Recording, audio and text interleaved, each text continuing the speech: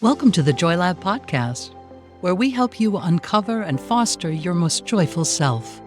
Your hosts, Dr. Henry Emmons and Dr. Amy Prasek, bring you the ideal mix of soulful and scientifically sound tools to spark your joy, even when it feels dark. When you're ready to experiment with more joy, combine this podcast with the full Joy Lab program over at joylab.coach. Hello, I'm Henry Emmons, and welcome to Joy Lab. And I'm Amy Prasek. Here at Joy Lab, we infuse science with soul to help you uncover joy. And today we are working on our element of gratitude. And we're doing that by talking about fear. Yikes. So we did envy last episode. Be sure to check on that one as well. This will make sense, so listen in as we get into this. With fear, gratitude comes in again as a really effective way to reduce fear, just like with envy. I want to start with a story. I think it'll hopefully shine light on this. It's a story about the dentist, so heads up. Dentist fears are real. I got to take my headphones off here. This is an experiential podcast where we activate fear and then we'll work on taming it with gratitude. So here we go. I picked up my 6-year-old from school to head to the dentist to get a cavity redone. And so she needed all of the things. And I asked her if she'd eaten lunch yet because she might not be able to eat after the appointment for a couple hours. And she told me, I don't know, Mama, I feel a little sick. I was thinking, oh my God, no, we need to go to this appointment and get this done because I am fearful about it for her sake. But I didn't say anything because I could tell she was sort of thinking after she said that. She was thinking about her tummy feeling sick, or that's what I assumed. And she said, after a little bit of time, I actually think I'm scared a little about going to the dentist. And so that might sound really simple, but I thought it was really amazing to see her intuitively name the emotion that was causing her physical sensations, right? Her fear, her anxiety was giving her a signal, like we talked about in last episode. And it just reminded me as well how powerful that skill we have is, how we can all do that. Right? It's the reason emotions embody like that so we can respond. They get our attention. We can take action in the best way possible, but it does take some work. So in her case, we talked about the fact that she had already had this same exact procedure done 3 times before. That's a whole nother story I won't get into. But she did really great, mostly through those. But I think that familiarity a bit was enough to kind of break down a little bit of that initial fear response for her. And then we started talking about what we're feeling grateful for when it comes to our teeth, and then all the folks in the dentist's office. And with a 6-year-old, the conversation obviously took some crazy turns, but she had expressed a lot of gratitude for the toys at the dentist's office, for the way her dentist calls one of the drills Mr. Bumpy. And that made her smile. And it was a few of the other little extras that they do for the kids at the dentist's office. And then I asked her how her tummy felt after we had kind of had this conversation. She said, it feels a little bumpy, but it also feels warm. And I'm excited to pick out a toy, or it's excited to pick out a toy. I think her tummy was excited. So I like as well then that she actually kind of made her tummy a character in this practice, which maybe I'm making too big of a stretch here, but which made me think about the observing self that we talk about here, right? She stepped a bit away to get a bigger picture of what she was feeling, like looking at her tummy like a curious scientist. And of course, her tummy wants a toy at the dentist, right? What tummy would not? So this is a hopefully helpful story, but also it was really impactful for me to see her navigate this motion of fear, feel it in her body, give it some attention, name it as fear, and then work with it with gratitude and notice a shift as well. We can all do this. It is wired in us. Wow. That is such a great story. And I'll tell you, I could learn a thing or two from Maisie with this. Yeah. I recently had an urgent dental appointment. Oh, no. And let's just say Mr. Bumpy is no friend of mine. I hate Mr. Bumpy.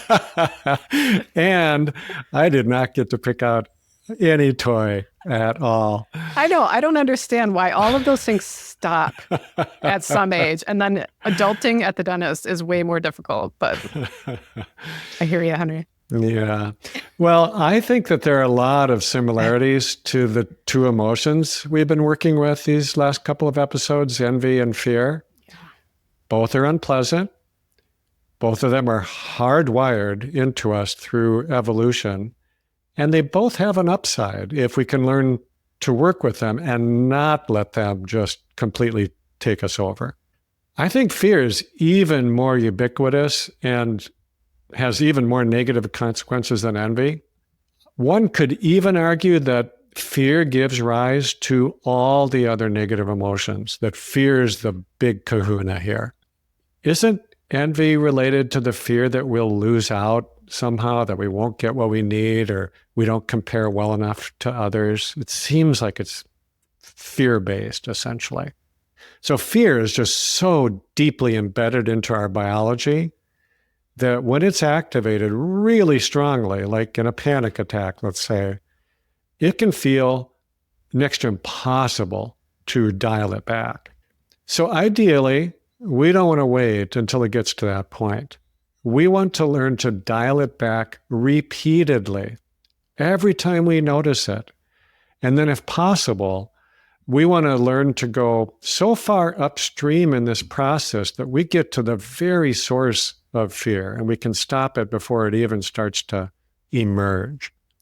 I think the primary source of fear today often lies with our sense of personal insecurity, the belief that I'm not enough, that I won't have enough, or that I won't be safe. And nurturing gratitude goes right after each of these beliefs. They're not true in the first place, but we often believe that they are simply because we repeat them so often. So it's not so much that gratitude challenges these beliefs. It's more like it just replaces them with something more solid that's more real. So in Maisie's story, for example, I don't think she was feeling insecure about herself. She just might have felt she wasn't safe or that this is going to hurt, which frankly is not an unreasonable fear, is it? She may not have done exactly what we think of as a gratitude practice, although she did seem grateful for the toy, maybe even for Mr. Bumpy.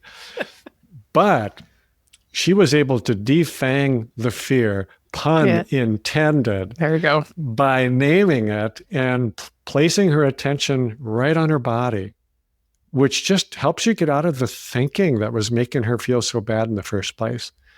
And like you said, Amy, that's just such a great example of the inborn intuitive wisdom that a 6-year-old has and that we all have.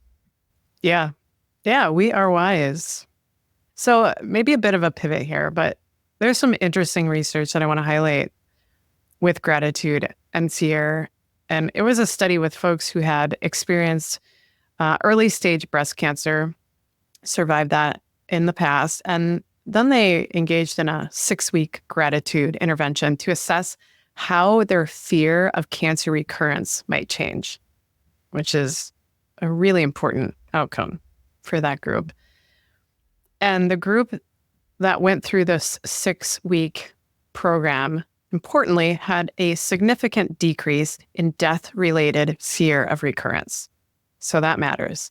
And I think that's pretty impressive, actually, for a 6-week intervention to address fear of dying.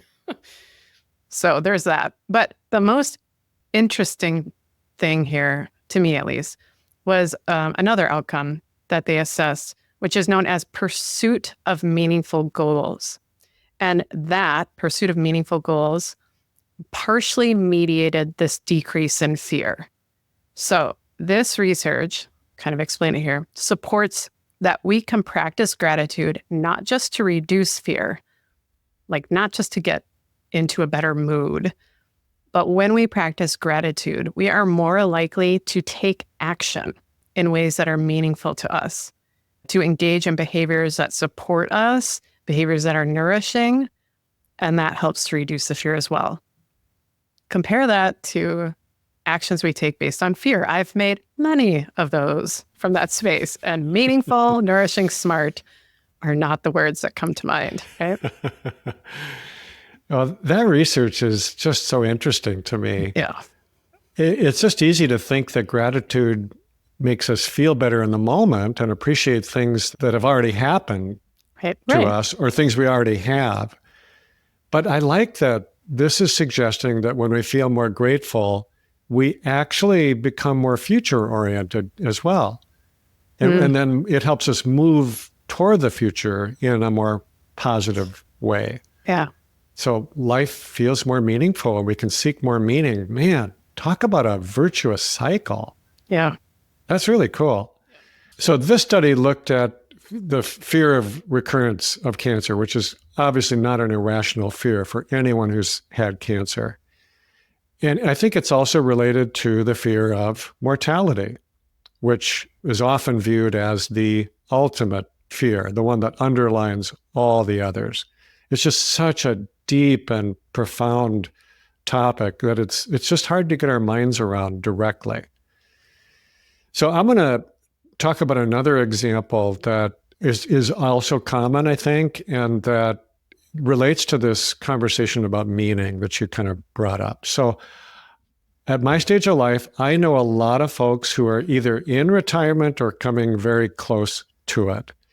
And one of the things I've learned is that it is a really huge transition for folks. And I often hear people talk of the fear of being irrelevant. I think it's another way of saying that they would like to figure out a way to keep some sense of meaning in their lives once they are no longer getting it from their careers or their jobs. I think this is such a good example of how to use gratitude as a really helpful tool, not just to feel better, but as a springboard to answering like a really big question. How do I stay relevant? So imagine if you approached it like a lot of us do, trying to make a big decision, creating and checking off our to-do lists, reading a bunch of books about retirement, making pro and con lists, and so on and so on. You just start agonizing over how to spend your time. And I see a lot of people that really get caught in that. And then imagine how different it would feel if instead of trying to figure it out, you did something totally different, like maybe starting a gratitude journal that's focused on your work. So you could spend some time writing in this journal, or however you like to do that, where you're harvesting the goodness from your career. You're reflecting on what you loved about it, what the unique skills and qualities you brought to it. And then you can just allow that to inform you for how you want to contribute now that you're no longer getting a paycheck. And you're freed up, in a sense. You are freed up to do just exactly what gives you a sense of meaning and purpose and pleasure. So you start with gratitude, and then you let it flow from there. And I imagine this process would be effortless, maybe even joyful. I should probably say, Amy, I am not planning to retire anytime soon. God. That's not why I brought this up. And you know what? I am already doing work that just gives me a ton of meaning and pleasure. So I thought I should add that You're caveat. Stuck. You're here. I think I love that you're positioning it toward this group experiencing that transition into retirement. But when you said, how do I stay relevant? I mean, I think there's a lot of pressure, like influencer culture, pressures to do bigger things in your career. Like all of those pressures that we might feel that get at that same question in some ways, meaning purpose, how do I stay relevant? I think this is a practice that transcends all of our transition groups, all of where we might be. What a great practice to just come into some gratitude around what is at this stage in your life, whether it's retirement or you're in the sandwich generation or you're in college, whatever it might be. I just think I think it's a great practice. So I also really love this conversation because it reminds me that fear is not a bad thing. And I don't know if folks will remember those no fear shirts that this was a middle school or high school. Maybe they're still around. I don't know. My fashion is aged, I think. I'm not totally, and maybe they're back. But it was always hard for me to wrap my head around that quote or that tagline because I really had a lot of fear as a kid. I had a lot of worries. My survival wiring was overactive and I didn't have a lot of support to figure that out. And so a problem for me, and I think many of us, is that there is a lot of that kind of messaging that fear is a weakness, that we can be fearless. I do not buy it. I don't think we need to be overactive and stuck in a cycle, but fear is just another emotion. It doesn't feel good usually, but it can be helpful. It can be life-saving at times. Of course, the problem is when it gets rejected or it is not navigated, it's not practiced with, then it can get overactivated and it can come out sideways in every which way. I kind of wish those shirts would have said, okay, fear, I see you. Let's chat. Let's consider gratitude as a strategy. It's the whole back of the shirt, which is probably a shirt that would never sell. But hey, let us know, folks. We can get our merch fired up with a narrative on fear and gratitude on the back of a t-shirt. Anyway, well, here's the thing, right? Fear is not the problem. I hope in some ways that's kind of coming out here, but what fear can make us do can be a problem. We understand that. And gratitude can be used skillfully and really logically to not just calm that response, but it can actually, as you said, Henry, more future-oriented. It can set us up to take meaningful action. I think that's awesome. Maybe a good place to close as well. So I hope this episode has offered you some ways to feel more confident in flexing your gratitude muscles. They are stronger than fear. And I think I'll share some wisdom as well from the great Willie Nelson to take with us. Here it is. When I started counting my blessings, my whole life turned around. Thank you for listening to the Joy Lab podcast. If you enjoyed today's show, visit joylab.coach to learn more about the full Joy Lab program. Be sure to rate and review us wherever you listen to your favorite podcasts. Please remember that this content is for informational and educational purposes only. It is not intended to provide medical advice and is not a replacement for advice and treatment from a medical professional. Please consult your doctor or other qualified health professional before beginning any diet change, supplement, or lifestyle program. Please see our terms for more information.